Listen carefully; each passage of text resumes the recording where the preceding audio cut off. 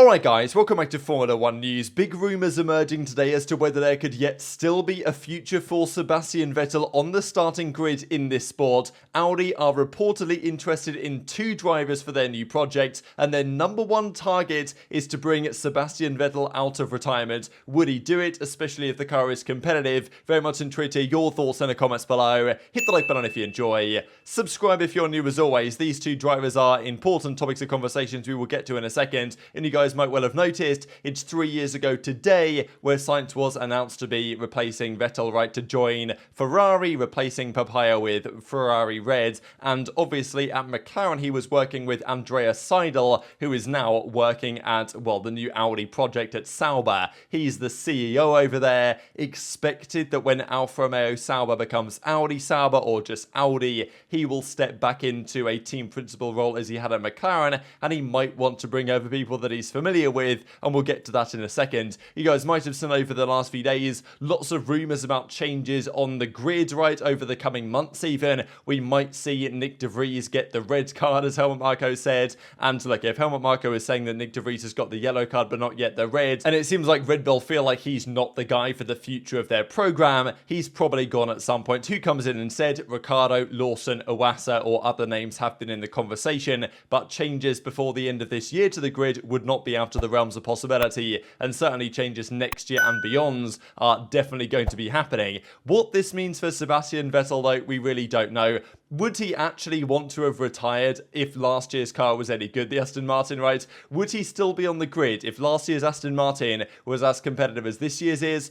I think there's a likelihood that he would. I'm sure that there's part of him that feels, damn, Alonso's just come into this car and is delivering performances like this, and he's getting podiums. I'm sure he feels somewhat frustrated in maybe his decision, or, you know, I'm sure he felt like it was the right time to step away. But there's obviously, for these guys, there's competitive drive that's still there, and I don't think you're really going to be able to suppress that, especially when Vettel will, I'm sure, have looked at and be looking at one of his heroes in the sport, another German multi-time F1 world champion Michael Schumacher, and what he did at Mercedes, coming out of retirement, right, for the last few years of his career. So obviously Vettel had a phenomenal career at the days of Red Bull, 4 consecutive championships, went on to join Ferrari, had a couple of very competitive seasons with Hamilton and Mercedes, but unfortunately he was driving for Ferrari, so he can never quite get over the line in those couple of seasons. And then when he joined Aston Martin, it was unfortunately for him all downhill from there. So this is his latest statement. There was an interview that came out just today, so very good timing. After such a long time in racing, I have something like a daily routine for the first time.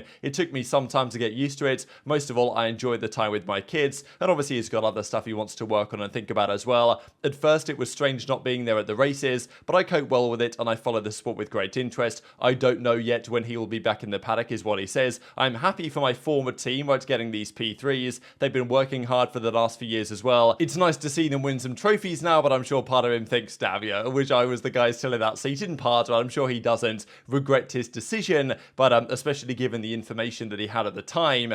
But, you know, there's always that debate that's going to be had, especially seeing what they're currently doing, that team that was previously working with him. And he also goes on to say, good to be back behind the wheel at Goodwood, because he's driving there relatively shortly. And also, so far I'm doing well with my decision, but what I miss most is the competition and the tension. So this is not a massive surprise for any top competitor at any level of sport. We know how, you know, ruthless Vettel even was back in his early days of his career. And look, he misses the competition, he misses the tension of lining up to the grid, knowing you've got to deliver a special performance, and I'm sure he wants to get that back in some form in his life. And a lot of you know, champions of various sports, they retire and they've got to find something else to do to replace the thrill that they got of racing, and maybe to replace it you just go back to race again. And it's definitely happened in the past with other drivers, and that's what we'll get into now. So Helmut Marko from Red Bull has said that maybe Vettel could be a replacement for him in the future, right? Would Vettel come back into a role in Formula 1 and take a more, you know, behind the scenes role, a team principal role, or a, you know, functionary role within the Red Bull ecosystem, saying that maybe he could even replace Helmut Marko at some point in the future. But I think for now, Sebastian needs to find himself. He needs to know what he wants in the future, and saying more hours, you know, earn significantly less, have to do just as much. So there's an argument whether Vettel could even step back in as some sort of role within the FIA at some point. I feel like he will be involved in Formula 1 at some point in the future in some capacity. Whether as a driver, that's a big debate, but Audi want to make it happen, as we'll see in a second. So we know what happened to Michael Schumacher, another German multi-world champion, retired, came back a few years later with Mercedes, built that team up into, in part at least, what it became over the coming years. And rumours are now emerging today that Audi's first choice, their number one priority for drivers come 2026. Yes, it's a couple of years away, but even before that point, Sauber will probably become Audi in more ways than one. They won't be the official Audi team. They won't be Audi engines in the cars until that point, but Alfa Romeo Sauber is going to go away in the next, 24 months, I would imagine. And it might become Audi Sauber for a bit. So whether they could get this done even before then, that's a question. But their first choice is to get Sebastian Vettel out of retirement. So it's highly anticipated, this Audi entry into Formula 1. They've been working hard on their engine for some time. They're effectively taking over the Sauber team and going to run that straight up. That's Seidl's role to make that work. And it's very clear for Audi that the German factor is massively important for them.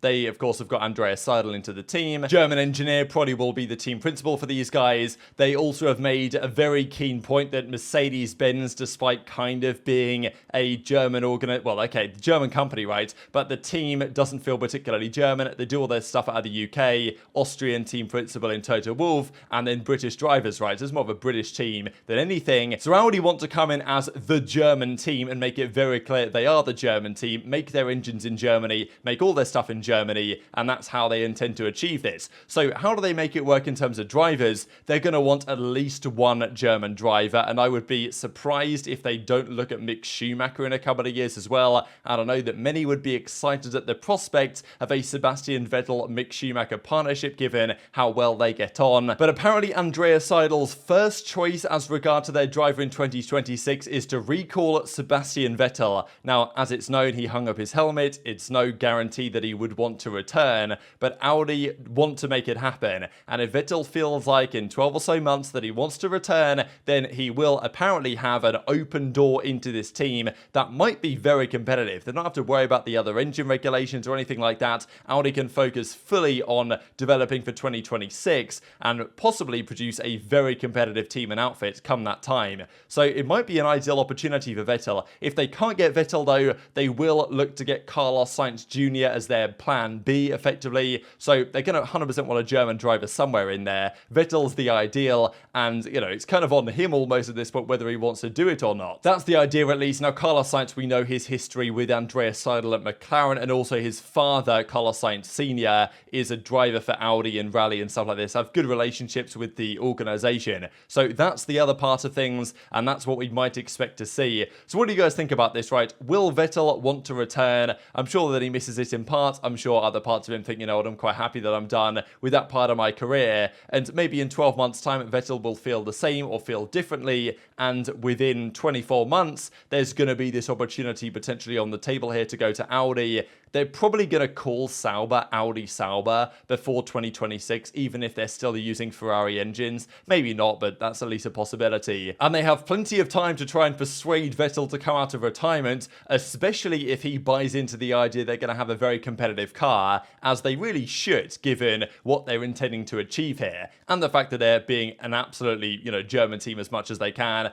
First engine built in Germany. They're very optimistic that they're going to be able to achieve something special here. And with Max Verstappen tying Sebastian Vettel recently for the most wins with Red Bull, Verstappen might want to, try and gather some records back if he possibly can. Whether he has any concerns about the way the cars are, this is the other potential positive thing about coming back in 2026. The cars are meant to be, that year, smaller, more agile, lighter. That's the plan, at least. Whether they can deliver that, I don't know. But I'm sure that Vettel, as others have done, feel frustrated with the way the cars have currently gone. Super understeer, so bulky, especially when they're at the start of the race heavy on fuel. The cars just aren't what they used to be, right, in terms of agility. And that's even what Verstappen says recently, that the 2010s cars had way more magic. I think in general we had to try and get away from this because it's very hard. It's just a weight increase. You jump back in the old car, you feel a difference with how agile it was. And also the bigger wheels nowadays, the 18-inch wheel rims, they're heavier as well. So that goes in the wrong direction. I don't know what we can do to turn that around.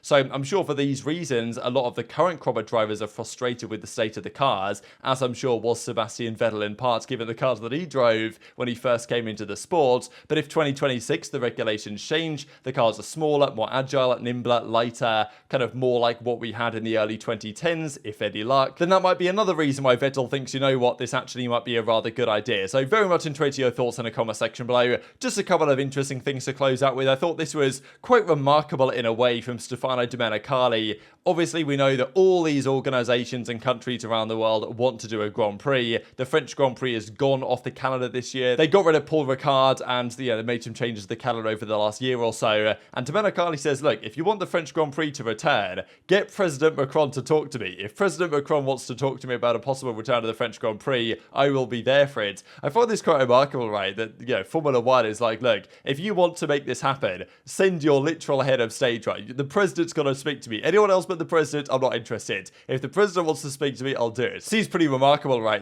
That's the level that Formula One is now operating on. That if you want a Grand Prix, you've got, the president's got to do it. Otherwise, it's not going to happen. I'd kind of like to see a return to Paul Ricard. I don't think it's a terrible track. It at least is a proper racetrack compared to some of the other ones that we have, unfortunately, on the calendar as it stands. And just to close out with a quick look here from F1 Stats Guru as to what we can expect from now to the end of the season. Every time a team has won the first 5 races of the season, they have, of course, gone on to win the drivers, the constructors, and get a 1-2 in the championship. McLaren in 88, Williams in 92 and 96, Ferrari in 04, Mercedes in 14 and 19, and they went on to achieve, as I just mentioned. But 2023, Red Bull have done the same thing, and we can expect them to replicate exactly this. But very much intrigued to hear your thoughts in the comments below. Hit the like button if you enjoyed, subscribe if you're new, take care, and I'll see you next time.